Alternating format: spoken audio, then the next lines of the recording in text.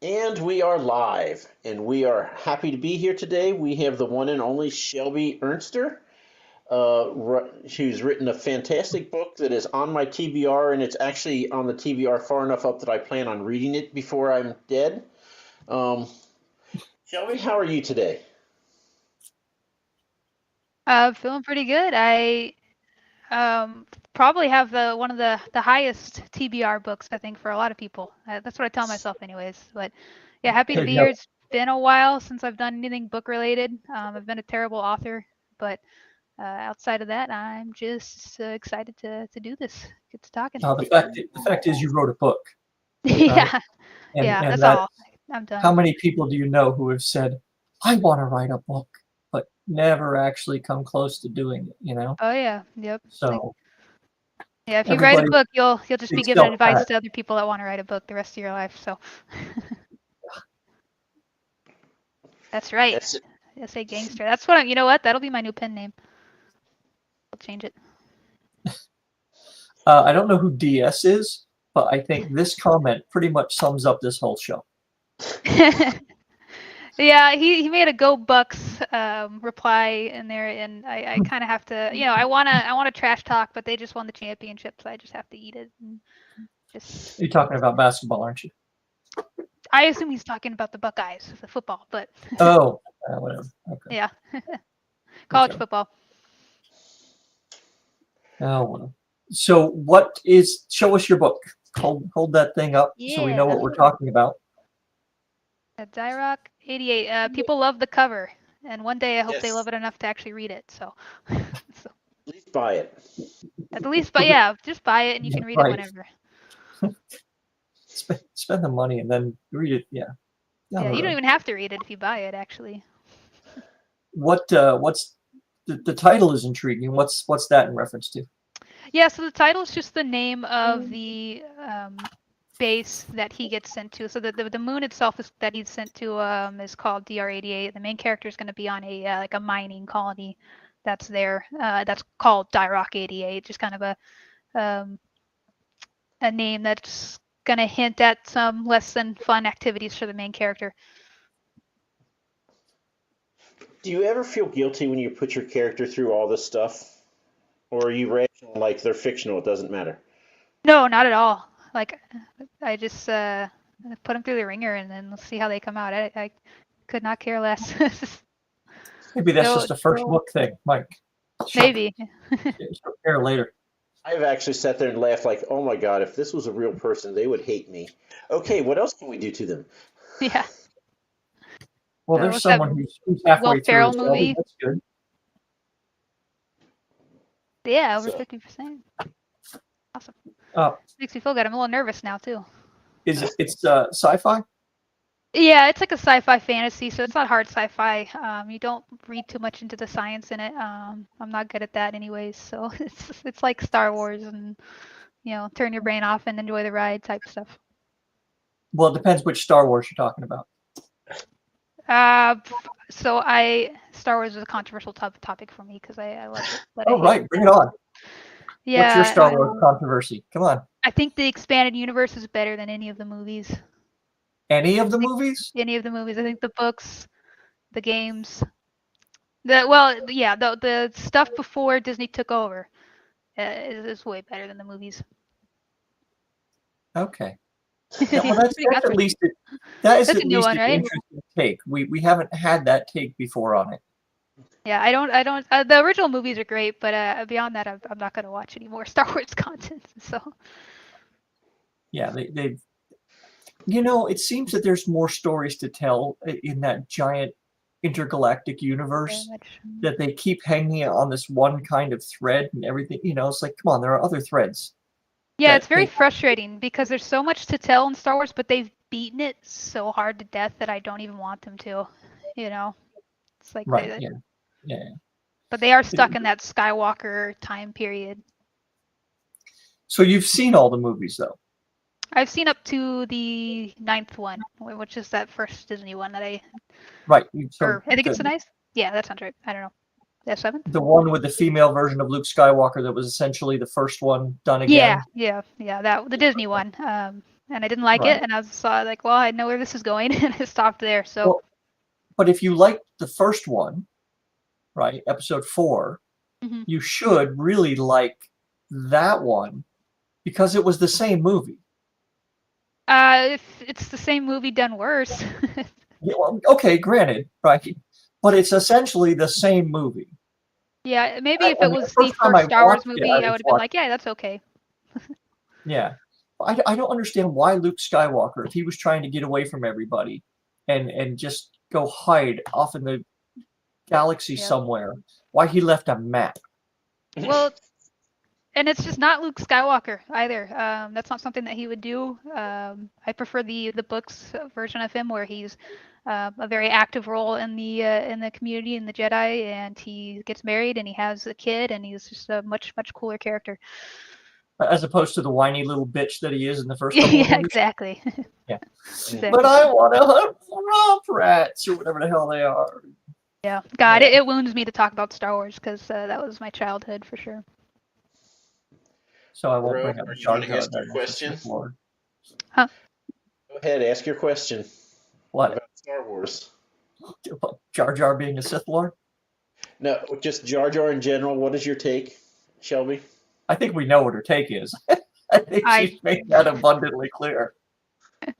Jar Jar Binks, if I had a Star Wars concentration camp, he would be like numero uno on my list.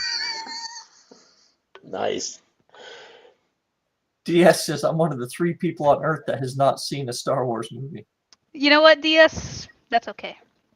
Sometimes you just don't even dive in at this point. Okay, so you wrote a science fiction book, and I understand that you are in Spifbo or Spacebo? Was. Yeah, I didn't know it was called Space Bow. Is that a nickname? That's a nickname. They say Space Fic is how they want you to pronounce it. Fic or something Yeah, well, one like of the that. reasons why I never talked about it was I couldn't remember like the order of the title of it, and it's just. I always Right. have to do the self-published science fiction competition, so that's SP. Yeah. Yeah, So I couldn't even remember that much. So I just eventually kind of memory hold it, but. Okay, so I know they're starting some cut downs on this, and you have just recently found out, sadly, that you have been cut from Spacebo. Yeah, this Can is you almost. tell us, as people who might want to join this kind of thing one day, because I know in a lot of competitions, the competition organizers will reach out to you and tell you the bad news or whatever. How did you find out? I found out This from was Mike. original.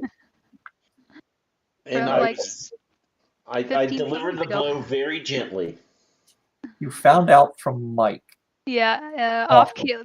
Yep, no live stream. Everybody missed the tears and gunfire and everything else that went down after I I just learned. feel bad for those broken toys behind you because you went into a fit. Yeah. Yeah, All that shit was on the wall earlier. my son has taught me greatly how to react when I'm not getting my way. So How old is he? he is 2. So Oh, pure yeah. terror fun mode time. right now. Yeah. Yeah. Good times. Well, Yeah. that,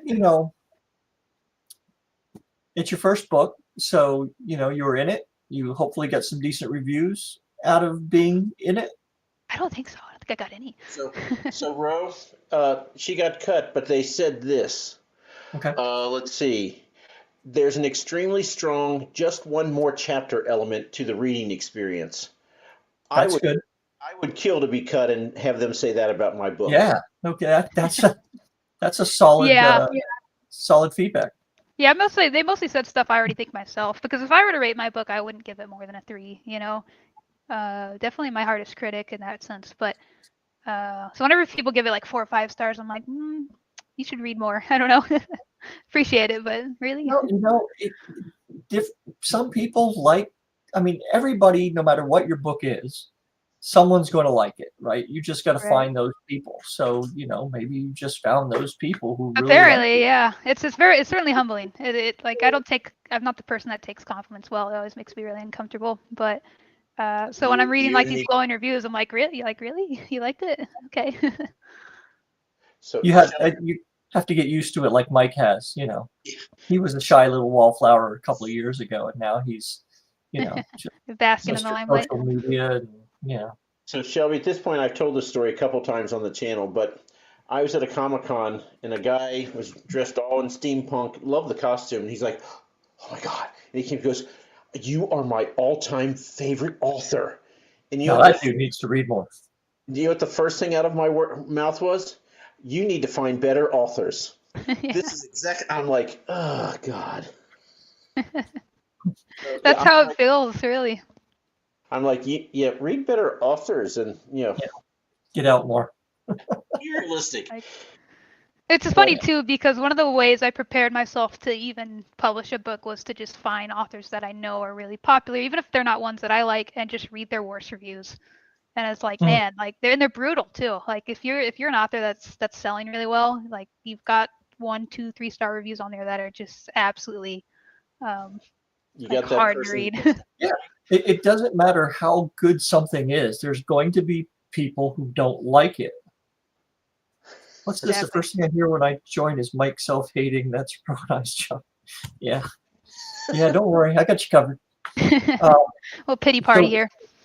Bad review-wise, so some other cuts got made today from SFF. They cut a few books out of Spacebow, right, Mike? Yep. Yeah, and there was a link on Twitter to some of the reviews, and I think it's worth chatting about this for a minute because they were kind of harsh, right? Well, I mean, they didn't say this sucks in so many words. Yeah, they didn't make it personal, but right. But when I read the reviews, I was like, yeah, that's not a book I'm ever going to read. I mean, the problems they cited are just glaring. And I'm like, nothing was personal. It was just like, this is the problems I had with, and I was just like, ugh, why did you submit this book to a contest? But they cut like 4 books, right? And you said every book is read by 2 people. And I think maybe one of those books, one of the judges at least finished, and all the other books were DNF'd by all the judges. But yeah, by at least 2 judges. Yeah. Yeah, and and I'd love to hear some people in the chat chime in on this because, and granted, this is Spiffbo, not Spacebow. It's Spacebow, not Spiffbo, right? So they don't have the issue yet that Spiffbo has with too many people trying to join. But they're getting books where one of the reviews was the main character's name was different multiple times, or there was a placeholder element in the text where the name should have gone, right? I mean, this is like just really basic. That's got to be AI assisted, I would imagine. And that's what Mike thinks, Shelby, is that maybe this book was written by AI. So I don't know. I mean, how do you feel about a contest that doesn't even like do a quick 1-chapter read of these books to see if they're even worth being entered into the competition? Yeah, that's an unfortunate thing. It's just going to ruin it for everybody to where they're just going to have to make it harder to get in and less slots, most likely. But that's just how things go. Worry here, I absolutely agree with you. Yeah, the flaws they listed were entirely DNF worthy. I mean, there was a lot of just real kind of sophomoric, quote unquote, humor that a couple of the judges said, that's fine once, but when your whole book is one running fart joke, So your book's not a running fart joke, is it, Shelby? No, but it'd be funnier if it was, I guess. Just telling people that's what it's about, I think, would be enough laughs. No one would have to read it, but. And I'm just whistling past the graveyard here. As I told you, I have the line where they talk about they collected methane from Uranus in my book. So. In your book? The one coming out. Well, it won't stay there. I'm sure your editor will look at that and say, "What the hell is this?" Oh man, very important to have a dev editor to keep your jokes in check. Thank you, Blue Smoke Fire. It is no joke. Serious business. Yeah, that's a nice comment. This right here, I don't know what you do about that without paying someone. Yeah, I don't know. I mean, I'm not running the contest. If I were going to run a contest, I think I would try to have some mechanism in place where you wouldn't just accept books willy-nilly. Yeah. But I don't I know. mean, it's a high trust society, quality issue, right? Quantity goes up, quality is going to go down. So the bigger the competition is, the harder it's going to be to screen for those things. I don't know that there's really too much you can do about it without just, some people getting tough luck and they don't get in. You made some scissors today, Bo? Oh, cuts, right? Gotcha. Sorry. So that's kind of a weird thing for you to be, whatever. You teach to each his own. Yeah, I think that's why some contests have people pay to get in, right? Because if you're going to drop 20 or 50 bucks to put your book in a contest, you want to think that it actually stands a chance, right? So I mean that's one way to do it. I don't know, but DS The real says tragedy here is that I was cut, and I'm very upset about it. You still haven't recovered. That's why you're here for therapy, right? Yeah. Once if this I was you, interview's the real over, more tragedy things would will be be that you broken. found out by Mike. I'll be sure to post the hole in the wall on Twitter later.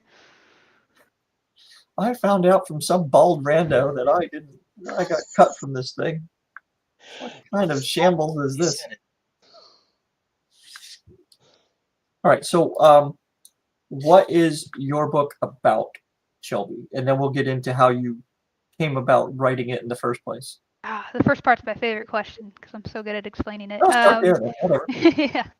The Dirock 88 is just a kind of young adult sci-fi the first book in the series, following a young man who lives on a kind of a blue-collar space station and kind of has his life upended when he discovers that his dad was being arrested for terrorism, and he's apparently been long wanted and maybe not who he says he is, and he in return is Atlas, the main character, is going to get his life bought by a corporation that does mining across the galaxy, and he gets sent to this faraway moon, and just put in this kind of corporate family-like environment on this little colony where he's very surveilled and has to live with a bunch of strangers who are all upset because they have this high debt that they have to pay off through work that is impossible to overcome, and their life is at risk every time they go under the surface of the moon. And as this is all playing out and he's grappling with the possible identity of his father, he's also experiencing some very strange things beneath the surface of this moon. And I'll leave it there. I think that kind of says enough without saying too much. So you say it's sci-fi fantasy. What's the fantasy element? The fantasy element is that I can't explain any of the science in detail. There's glowing crystals, and it's just all very fantastical. That's the perfect answer for that question, really. So, like, for my book, I figured I'd have trouble making it hard sci-fi, so I just made my protagonist 17 years old, so I don't have to have any better understanding than a 17-year-old. Exactly. That's the mindset here. You're gonna write if Ryan Patrick is, I don't know if you guys have had him on yet or not, but if he's writing sci-fi, it's going to be very detailed and everything's going to make sense and very cool. You're going to learn. If I'm writing sci-fi, it's going to be pure fantasy. Just enjoy the ride. Don't think too much. There you go. That's why I write fantasy. It's like you just Exactly. make shit up. Now, Mike actually researches his stuff, and you can tell he does. Although, what research he had to do for chapter 18, I don't know that I want to. I'm going to talk about this show, okay? I don't want to get into it, but how did you get started writing, Shelby? I've kind of always written off and on since I was a kid. I wrote more as a kid than I did as an adult until recently because, when you're a kid, you have all this confidence and you just, you believe you can do anything. And then you get older and you read what you write and you're like, oh, the self-awareness sets in. Like, I suck. I can't do this. And I went away from it for a long time and finally found my way back and just earned that confidence to be like, okay, obviously this is going to suck, but it won't be anything until I start. Right. You can't get better at something unless you do it. Right? Yeah, exactly. You have to learn to deal with the cringe of reading your own work when you're just starting off. Yeah. I think that's one weird thing about being an author is that people expect even your first book to be good, right? And with almost any other endeavor, people kind of give you the benefit of the doubt on the first one, maybe even the second one, right? It's like, oh, you're learning your craft, blah blah blah. Especially in indie. Yeah, with books, they're just like, well, this is garbage, right? This is just hot trash, and this author should, take up dumpster diving or something else as a hobby.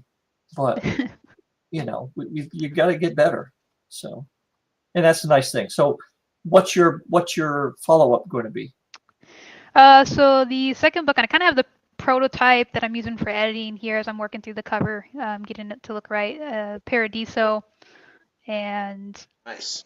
that'll be the second book. It's a little late already at the moment because I've been going through a lot of life changes and moving, and haven't had as much time to devote to it as I normally would.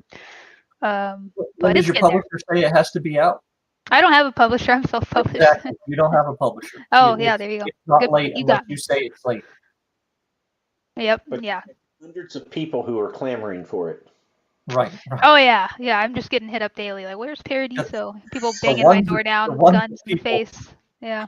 The ones of people asking for my next book in series. The You know, emails I mean- just flooded. Have you seen the movie Misery? That's what's going to happen to you. You've actually seen a movie, Mike? I've seen the highlights of. I've not actually seen the movie. Good. I haven't seen it either. Yeah, you're freaking incredible. Hold on, sorry. Yes. Let's just say There's yes a to place that, for Dave. cringe in books. If Martin can be 12 years late now for his next book. I don't true. think it's late. He should just stop writing. I think it's trash. But I don't think he really cares what my opinion is either. So Yeah, there's a lot of authors that that I have tried reading their books and couldn't get through it, but they're rolling in money, so I'm not even going to bother telling them. So. Go tell us then. They'll never hear it. Oh, Tell us. yeah. Like, I think Drop some names. I was talking with my boyfriend recently about Sarah J. Maas, because he'd asked me about that book once, and that's just, like, some of the worst things I've ever read. I think I read her first series when I was younger. But I think, am I pronouncing that right? Is it Maas? Mass? I'm not sure. I think. Yeah, we'll go with Yeah. Moss, that's fine. But she's Yeah. like, she's everywhere, so who can, I would never listen to a hater if I was as successful as her. Well, exactly. I mean, once you kind of start rolling around in those bank accounts, it doesn't really matter what people say, right? It's like, Yeah. whatever. It's everybody's, opinions are like assholes. Everybody's got one they all think, so it doesn't really matter. I'll be But her you get- asshole. I'll be the jerk. And they certainly get a lot more people liking it, right? There are people who I tried to read Story of Ice and Fire, right? Martin's first book, and I was like, I'd seen a little bit of the show and I quite liked the show, but reading the book was it's like, this is a chore. Yeah. And I'm sure that a lot of people feel that way, but HBO money talks, so. Yeah, there's some books where, like, you can see what's great about it, and maybe it's just not, like, severely not for you. I think I'd mentioned to Mike before we went live that there's books that I think are absolutely wonderfully written, and the author's very talented, but I hate them. Like Robin Hobb's an amazing writer. I will never read another book by her. It's just not for me. I'm with you. I'm got that hate too. I have no idea who this is. She's a fantasy writer. I've heard the name. Yeah. Yeah. I'm so bad. The last book I've read one book so far this year, and it was Eric Idle's Diary of the Creation of Spamalot. It's called the Spamalot Diaries. So it's a Monty Python thing. So it might win an award, you're saying, for serious literature. Probably not. No. You will be reading at least one other book this year, I know, because I'll be sending it to you in a couple months. I'll be reading that one 2 or 3 times. Especially if I have to look for fart jokes. That clip of I'll read that book 2 or 3 times, I'm going to use that in advertising. That's right. Go ahead. Yeah. said some guy. I want to read this. Distinguished gentleman and well-known podcaster. Who does your cover, Shelby? So the first cover is done by Rafael Andres, and he's a designer. I found him via, I believe it was called Reedsy. Because when I was looking for a cover artist, I had no idea what I was doing. It was very expensive, but it was worth it because that's what got everybody to even have any little interest in it whatsoever. What about the new one? You just the same guy? No, so I went a little cheaper, but the quality is still great. I went with an artist. I'm not actually sure on the pronunciation of his name. Let me make sure I get this right here. It's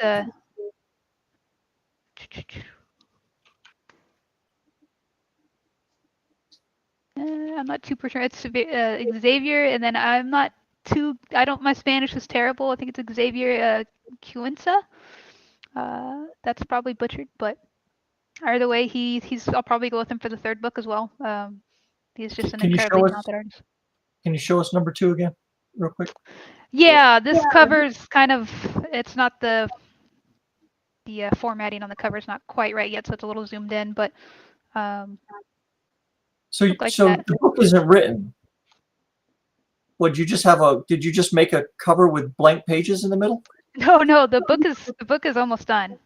Oh, okay. All right. So what I do, well, one, I'm testing out getting the cover to look right because I'm doing all that myself, as opposed to paying somebody to format the cover correctly.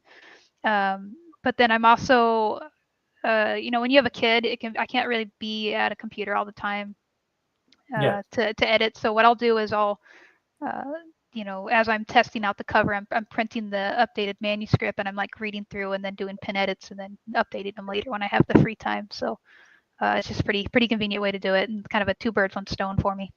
So you actually print out all your pages? I think you're the first person we've had that has said they've done that. Yeah. It's Barnes and Noble will let you print a version of your book that's not for sale for pretty cheap, and so it's allowing me to get the cover right.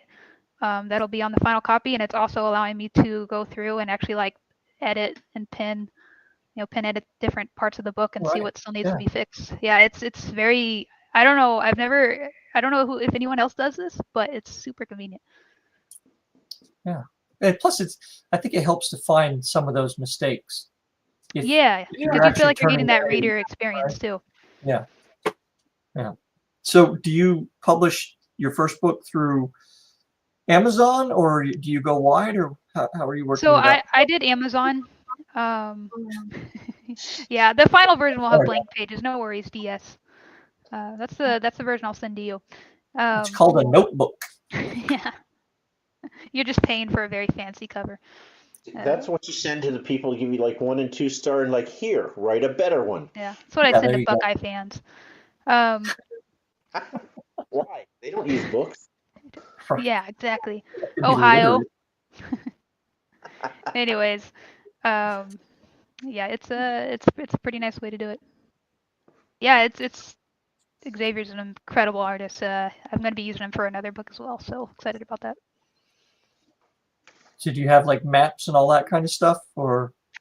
Not for my sci-fi series. I wouldn't even know where to begin with that. But I do have a fantasy book that's going to come out hopefully later this year. I'll probably get a map for. But and this is like a pure fantasy series.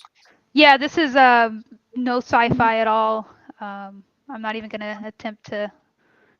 I can actually do research on fantasy, but yeah, it'll be like more of your traditional sword fantasy. Is it set in an alternate universe or your own world or what? Yeah, it's set in my own world. It'll be very heavily drawn on kind of like that Old English, French, that kind of medieval style with fantastical elements. And I won't talk too much on it because it's a long ways from being finished, but it's definitely one I'm very excited about. Okay, I want to be a beta reader. It sounds awesome. Yeah, absolutely. So somebody called Mandasimus said, late to the game, but in fairness, we enjoyed a lot more of our team's books than we hated. The top picks are harder than the cuts. 4 judges will read our quarterfinalists to pick the semifinalists. But we're certainly not hating on what you're doing. Our comments were more about the books that you had to plow through to cut, not what the work you're doing, because everybody understands, I think, the giant pain in the ass that it must be to have to read all those books and judge them. We'll get there. I am in a basement. What makes you feel any better? I am too. So yeah, somebody was like, "It looks like she's sitting in a basement or garage." You're like, "Yes, you're correct." But you're getting ready to move, you said, right? No, I've already moved. That was from December's project in early January. I am in my apartment, so that looks like a garage or a basement. So here's a question from Dan M., friend of the show, brother of the host. Ugh. That one. That's tough. That's tough. I think for me, it's sci-fi. My fantasy book came a lot easier right off the bat, because even though I have to like, use fantastical elements in my sci-fi to get around the fact that I am not a smart person, I am still having to do some research. It's like into things that I don't know very well to have some kind of believability within it, and there's something a little more difficult for me trying to set a scene in a sci-fi setting versus a fantasy setting in my head. I am now hearing you speak only as Forrest Gump. I'm not a smart person. That would be accurate. That's I always joke that there's like a monkey in my head with a tambourine. John 4 is we're not putting his thing up there, but he's just asking if you can come jump start his car with that giant charger in the background or something. I don't know. Yeah, I think my son's still working on the engine there, so it might be a bit before it can help anybody. He's got the screws out and the hood's off, so you're gonna be sitting there for a while. All right. So what do you do to keep yourself busy when you're not writing sci-fi or fantasy or having people make really I'm only cool busy covers? when I'm not writing. Yeah, I mean, I kind of have a pretty erratic schedule. I work overnight and then I get off at 4 a.m. or 6 a.m. and I go pick my son up from his grandparents and father, and I watch him, after like maybe a couple hours of sleep, and once he naps, if he naps, I get to nap again. Then I take him back and then I go to work. So it's a pretty sleepless schedule all around. I get my weekend every couple weeks, and my days off are kind of sprinkled else in there, and I'm very busy all the time. It's kind of amazing you've written a book at all, much less a second one with the third I was one. still overnight when I wrote Die Rock 88, but I was working security and I always had weekends off. So it almost worked better in that I would have like one day to sleep, and then the next night, the whole night, I was just writing. So that was actually a much better schedule for writing. Now I'm just a mess. Like it's all over the place when I write. So you sound like when you have to be, you're a pretty focused writer, and you're not going to, twiddle around you have looking to up be the junk kid on the internet and everything.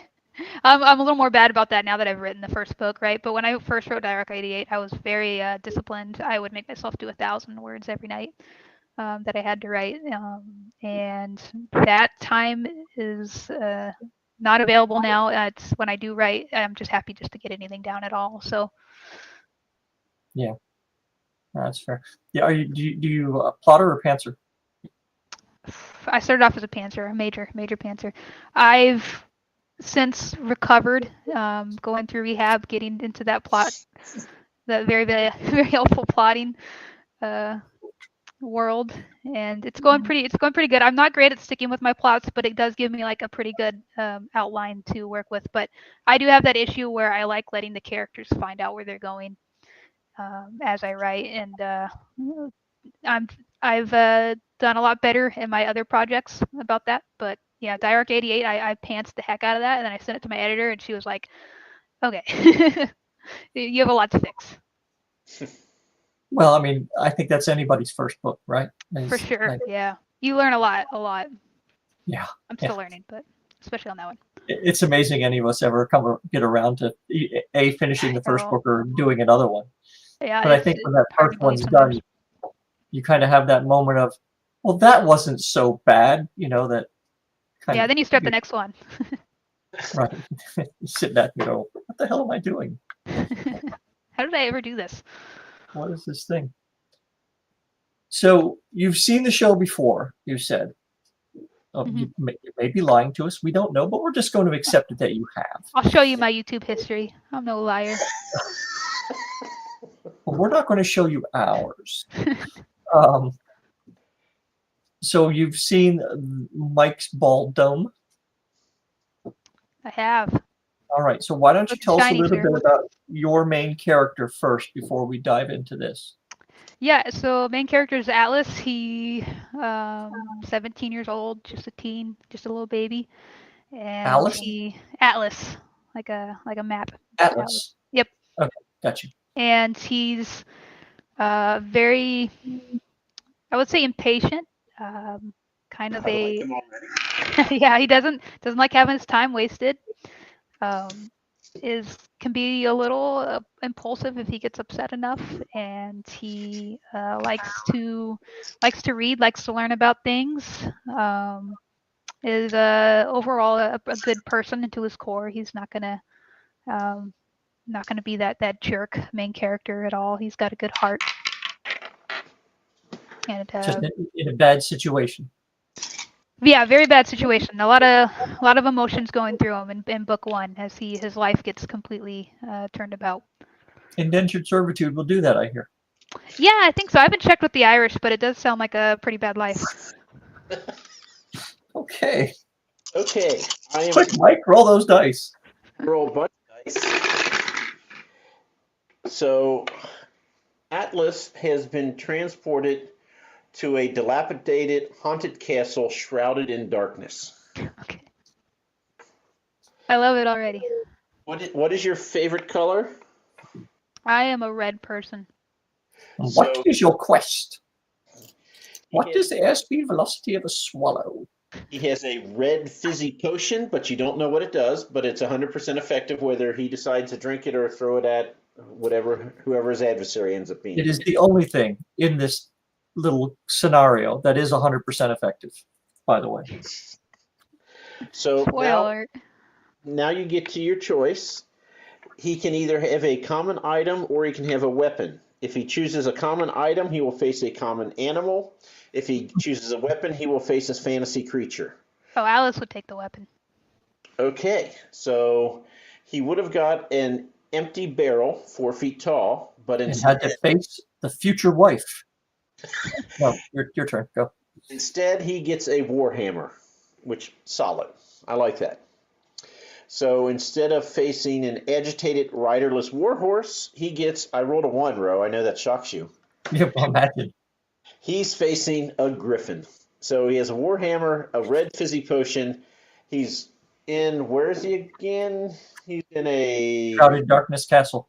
Dilapidated haunted castle. So he's walking around with his torch. He walks around the corner, and lo and behold, there's a griffin that was sleeping, but it saw the light. The griffin is now awake and is staring right at Atlas, who has his red fizzy potion and his warhammer and a torch. Apparently has 3 arms in my world. What happens next? The red fizzy potion is going right in the eyes, and then that warhammer is going in the air, and it's coming down. Okay, so the red fizzy potion. You're throwing it. He's throwing it at the griffin. Yeah. Right. It is an elixir of youth, so it immediately cuts whoever is gets it in their age in half. So this griffin is now a juvenile griffin, roughly human sized. Well, this changes things. Yeah, now it's his pet. That's very different. Well, griffins live to be 12 to 15 years old. It's like a golden retriever then. So, yeah. So what does Atlas name the griffin? Oh, that's tough. He's got some pretty cheesy names, and it takes me a long time to figure out what those cheesy names will be. So the griffin isn't still just like wicked pissed? Well, now it's really confused because it's half its age, so now it's like 3. But And maybe it's like in its prime now. Maybe it was a doddering old griffin before. I like the adorable, innocent little baby griffin that just wants to be loved. would you Yeah, like me to roll to see how old it is, Ro? I think I might want to roll to see how old it is, because if you roll, it's going to be like a baby when it starts. It'll be like pre-gestational or something. I rolled and I got a 14, so it was 14, so now it's 7. So it's a Okay, all right. So, but it's still I mean, us with our griffin PhDs, it's still be a full-grown griffin, right? I mean, like a horse at 7 is young, but it's still a grown-ass horse, right? But Atlas is just a smooth talker, apparently. That's what I got from this. Right, Shelby? He is. He He's, could be a he's, he's smooth Mr. talker as Smooth. a He's got horse. quite the harem. I'm questioning the griffin's motivation here is what I'm questioning. Do we need like a judge to intervene somewhere? It's Shelby's story, though. This is the beauty of it. That, Okay, all right, we don't all have to right. do the work. That's trying to drag it out a little bit more here. That's all. I'm trying to. Well, since we had a griffin in here, we have to ask the question that we fight over every time. Oh yeah, okay, go ahead. So, Shelby, which would be cooler for you? That you could be astride a griffin and fly over top the main street of your city, or to be astride a T-Rex and walk down the center of the street? There's a correct answer. Less homeless people in the skies. So You're worried about homeless people when you're on a T-Rex? yeah, Wow. smells if you get too close to downtown. She has chosen wisely. Yeah, who wouldn't want to be in the air? So Isaac asked, "Why is the griffin haunting the haunted house?" That's a fair question, Mike. Yeah, Why that's is the not a griffin question there? I would have asked. His wing got damaged and he had to land somewhere, and he took refuge here. Well, so he's beaten up a crippled griffin, Yeah. Uh-huh. a young crippled griffin. Well, not he was going to beat it up, but then it got younger.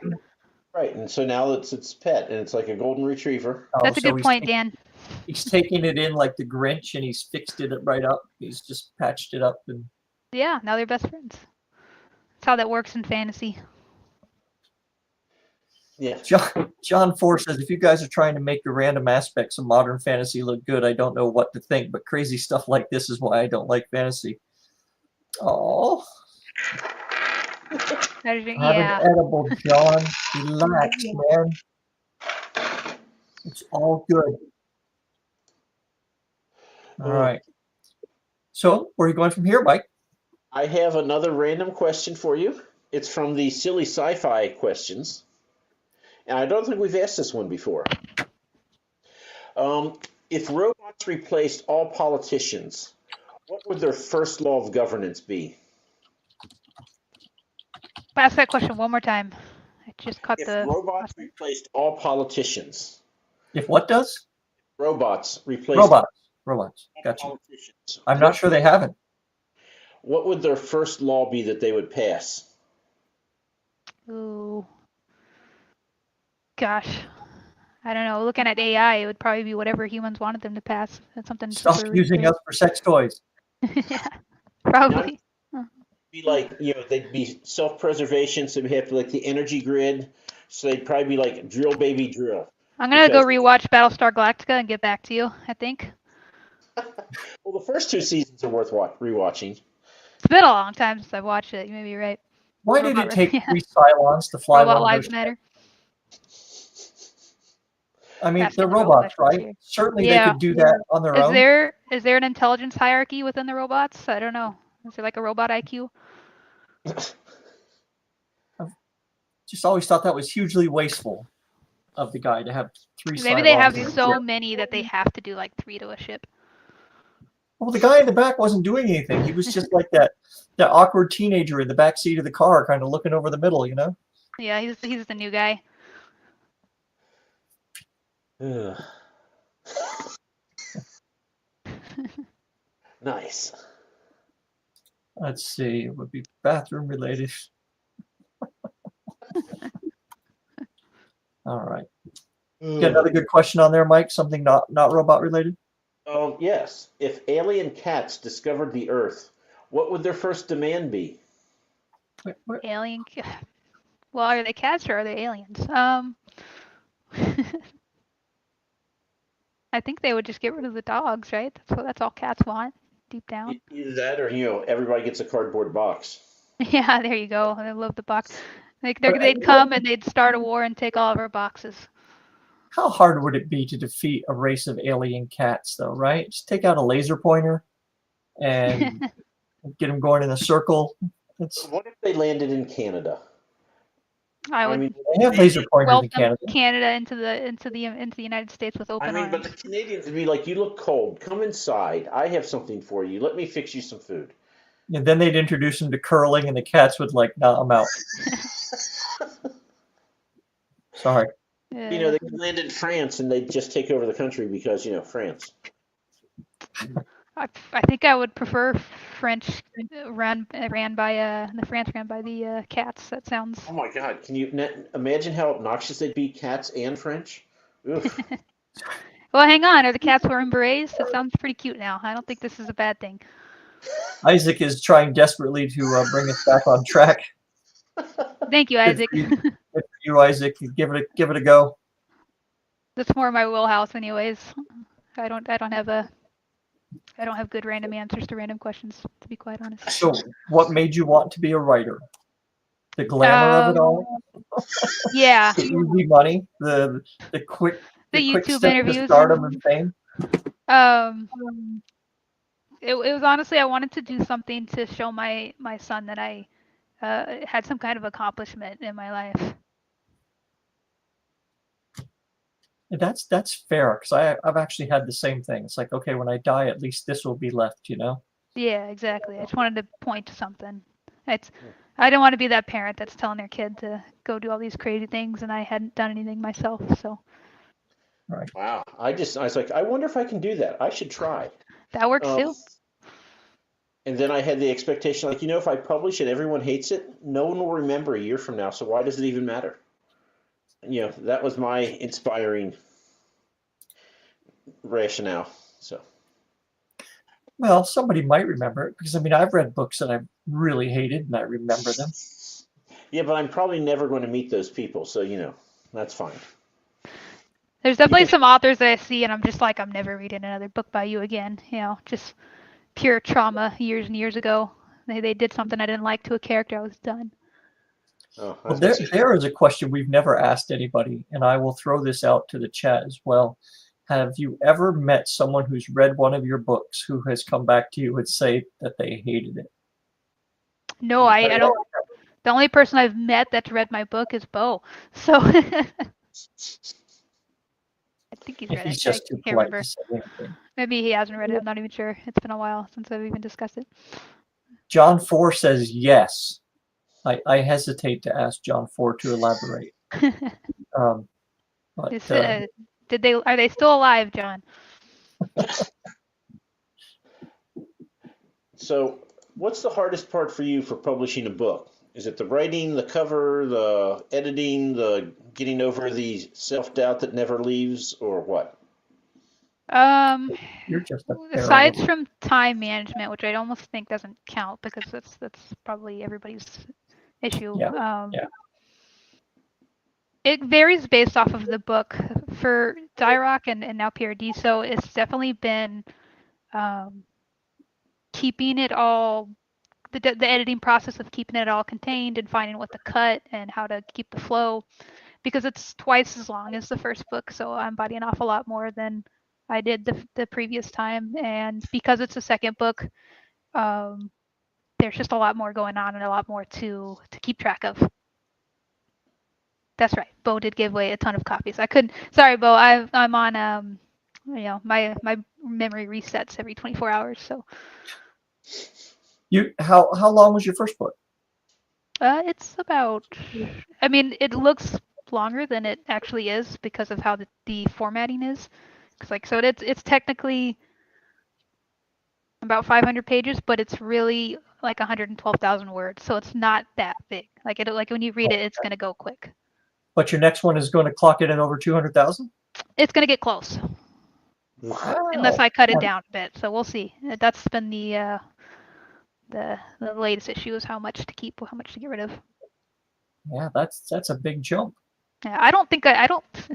I love reading long books, but now that I'm like experiencing kind of reading a somewhat long book or writing one, I don't like them anymore. Yeah, I mean, writing a long book is. I mean, I don't know how people pump out 200,000-300,000 word book after 200,000 or 300,000 word book. And Yeah, then that there's always I got to get this monster edited and all that. So what's that fantasy author from the self-publishing community? Ryan Cahill, I think. Yeah. That dude's insane. Crazy. I don't know. we talked to a guy from England a few weeks ago who has been world building now for what, 15 years? Yes. He hasn't actually written a book, right? But he has like lineages and histories of all of it. It's crazy. Yeah. True Tolkien-esque, I guess. Yeah. Like I'm gonna. 5,000 years of history. He has different languages, and he's even aged them over time. So like people now can't understand the. I'm like just crazy, and he's a foodie, so he's like, yes, I have recipes for all these civilizations, and he's like, I might publish a cookbook for my fantasy series in this world that only exists in my head. It was mad. There's authors that can do that, where they just build this entire world in their head and they haven't hardly written anything, and it blows my mind. Like, I've got to write everything down as soon as I can or it's gone. And I'm not an in-depth thinker. I'm kind of an airhead, so it's hard for me to put worlds together as it is. So Isaac is desperately trying to replace Ro and I, is what I'm getting from this. What's that? His latest question, a serious question, no less. Do I like to cut a lot? Or do you like to try to salvage as much as you can? That's tough. I don't think I have a preference one or the other. It just depends. It kind of varies scene by scene. Sometimes I will, if there's something within a scene that I really like, I'm going to try to salvage it. Otherwise, I don't have too much issue just cutting. Or and just taking what I can and using what I want to keep and getting rid of what I don't.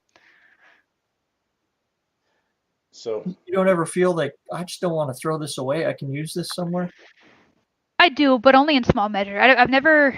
I don't. I've gotten rid. There's a whole bunch of scenes that I've just completely removed because it's like, well, they don't really need to be in here, and maybe I'll salvage like a paragraph from it and rework it. So I know authors who, like, when they like cut a whole chapter, they're like, you know what, but I might be able to use this again. So they like put it into another folder. Like, this might be useful later in another book. And when I first started writing, I started doing that, and then I was like, this is just too good to waste. And then I'd read it again. It's like, why did I like this? God, this is dreadful. So I just cut. It's gone. You're also taking it out of context like that, but yeah, sometimes there might be a nugget of something in there that's useful. But yeah, and usually I don't revisit old scenes. Like, I have a folder as well, but I don't typically revisit them because I'm just so busy with other stuff that I have actively going on in my book. I probably should. Maybe there's something good in there, like a hidden genius idea that I haven't touched. There it is. That's finally my Harry Potter. Yeah. We're due to have another one. Usually it's like every 15, 20 years or so, there's like a really big book that comes out that kind of grabs everyone's attention. It's been a while. I would love for it to be one of mine. Die Rock 88. There we go. Scottish Castle, here I come. And then they're going to be like, but where is the next book, Shelby? And you're like, it's only been 4 years. It's coming. Be patient, people. That's right. Martin has set the bar for you for you get at least a decade. I'm beating myself up for being like a few months behind schedule, and there's authors that are like, I'll get to it when I get to it. I need that mindset. Only been a decade. Yeah. I respect it. Oh. So you are available on Twitter, and your Twitter thing has been scrolling here. You don't have a website yet? No, I had plans to get one, but I just had so much going on in my life that anything book related kind of got pushed to the background. Even now, I am actually going to be relaunching like my future releases, and then even probably Die Rock under a new pen name, just to kind of get a fresh start. The book itself isn't going to change, but so once I'm get going on that process, I will probably get a website up. Are you going to like start like a new Twitter when you put out your fantasy series? Probably, yeah. I'll probably start a new Twitter and then just like give people time if they're interested in my books and just kind of mainly looking at lowering my presence and activity on social media, just to take that off of my mind. I can probably be able to focus on my writing more actually if I'm not scrolling Twitter here and there. And just have a Twitter page that's just focused on like if you're interested in my book, all 200 of you, if even that, you can go to this Twitter account and that's where I'll post updates. That's probably one of the sanest things I've ever heard, though. Yeah, That, feels like it. Just Bye, John. cut back on all the stuff that doesn't really work its way toward helping you finish a book. So. Yeah, it's whenever I do take a break from Twitter, I feel much better. I'm just not scrolling and just seeing like the dumbest stuff here and there, All right. So Well, John Douglas is back to work now, Mike. So I think, no point in us continuing anymore. So you're going to have 2 books coming out this year, then, Shelby? Your Die Rock, the Paradiso, and then a fantasy. No, so before the fantasy book, I'm hoping to get out by the end of the year. But at the moment, my priority is it's Paradiso, and then I have a different book called Desert Horizon, which I've put on my Twitter here and there, and that's going to be after Paradiso, hopefully early this year. It's going to be just my love letter to that Tom Clancy, Jack Carr kind of espionage thriller stuff, and that one, so very, very different genre, and it's like I grew up reading like military books and things like that, so this is right up my alley, and I'm having a blast with it. You have to do some research on that one, though, yeah? This one I'm actually having to do research on, yeah, but it's research that I'm already it's always already endearing towards me and stuff that I already read about. So science is like over my head, but stuff regarding like espionage and politics and military, like that's where I can definitely dwell. Even with science fiction, I think you can get away with a lot as long as you're consistent and you kind of explain it. That's what I'm trying to do. What's the widget that makes this thing work? You don't need to go into how it's built, right? It's like, there's the dilithium crystal is a great example. How the hell does a dilithium crystal generate power? Exactly. Who cares? But yeah, if you have to have those kind of answers, Die Rock 88 is not for you. But if you're just looking for a fun adventure and you like characters and story, then you should read the book. Well, there you go. I think that's probably the best blurb you can write if you like characters and stories, and that's what everybody really wants is. Exactly, yeah. I mean, we've all watched bad Christmas movies, right? there is nothing redeeming about Christmas story. What's that? Die Rock 88 is a great bad Christmas story. There is a movie on one of those horrible stations called Slaughterhouse, like Slaughterhouse, but replace the word slaughter with sloth. It is about a murderous sloth, which is just as dumb as it sounds, but it's absolutely worth an hour and a half of your time. Go find it on whatever station it's on. Hey, if you're looking to get some attention in the low budget film industry, that's the way to do it. But Discord is community family. If your community family is 100 people who work at a carnival.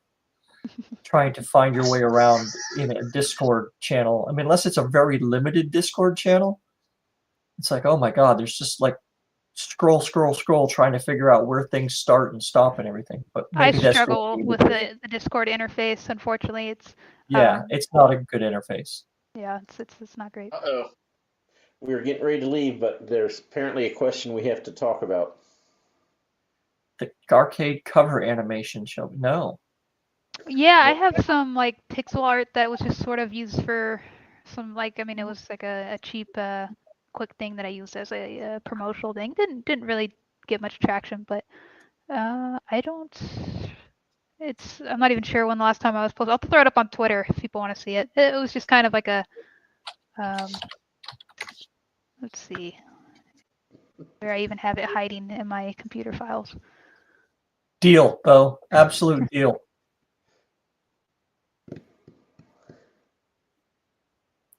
So how did Yeah, you Leopard do this Cafe. yourself, this animation, or did you have it made, or what? Yeah, just a very cheap like pixel artist, and I just had it's not too much detail, just kind of a way to advertise the book. And I've been so busy, I haven't even been able to really take advantage of it. Kind of forgot about it actually, so thank you, Bo. I did pay for it, so I should probably get some use out of it.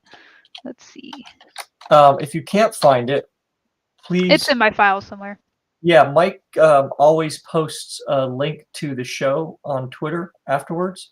Just go in that and comment on that and leave the link in there or a picture or whatever so everybody can see it. That would be awesome. I've got a few different versions of it, so I'll throw it up on Twitter soon, so anyone who hasn't seen it can see it. Yeah, it's pretty cool looking. I should probably actually start using it for advertising at some point, but I Well, will. Shelby, if it makes you feel any better at all, there are 41 people right now watching this live, which is the most we've had in a couple of weeks. Heck yeah. Yeah, maybe a couple months. It's So yeah, you. That's really cool. Yeah, I wasn't even. I guess I can't see the. I got it open on YouTube, but it's a little outdated on mine, so I wasn't sure how many people were watching. But that's awesome. All those really bad Twitter jokes are paying off. Why don't you show us the cover of Die Rock 88 again, real quick? Yeah. And if you haven't bought the book, you need to go buy the book now that our show is nearly over. And if you have bought the book, you need to buy another copy. What is buy the every copy. what's it say underneath that? What is it? Book one? So the series is called Cosmonauty, Okay. which is what the alien race is called within the series. And in hindsight, that was probably too complicated for a series name, but that's like one of those young author things that you learn. Trust me, I know. Oh yeah. All right. Anything else you would like to let people know, Shelby? Yeah, so Paradiso, I guess I haven't really taken time to really talk about what's coming. If you've read the first book, it's picking up right where it left off with the main character, and you're going to get some new perspectives in, which was kind of maybe a risky decision on my part. Some people don't like that if you get like one point of view first book and then the next book there's multiple. But Alice is still the main star. He gets a lot of the screen time, and you'll get to see more. It's not a spoiler, Tim. But you're gonna get to see more perspectives. Xena's gonna be in there. You'll get some perspective from some of the more evil characters of the book. You'll get to read from Obe. So that's exciting. That's been really fun. You're gonna get to explore the galaxy. You're kind of contained on Rock in the first book, so it was really fun to just kind of open up and show this very complicated and very society that all the humans live in this galaxy. And then after that, it's gonna leave you ready for the next book, which I've got the outline ready to go. I just haven't started writing on because I'm busy with Paradiso edits.